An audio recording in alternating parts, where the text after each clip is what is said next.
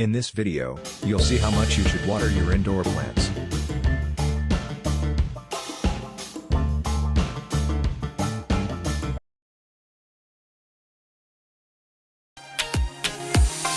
Plants are often underwatered or overwatered, but how much is the right amount? It all depends on the type of plant, the temperature, and the type of soil. Dry soil is always light brown. Your plants have been watered enough, once all the dry soil starts to become dark. If the water in the soil goes down very quickly, that means it needs more water, but if it takes long to go down, then it doesn't need any more. Cacti and succulents only need watering once every few weeks, while most other plants need watering once or twice a week.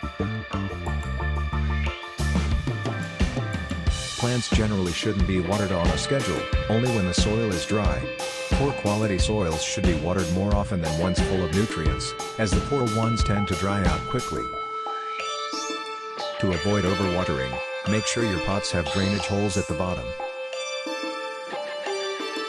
Indoor plants should be watered more often in summer than in winter, because of the sunlight and temperature difference. Plants do best when watered with rainwater.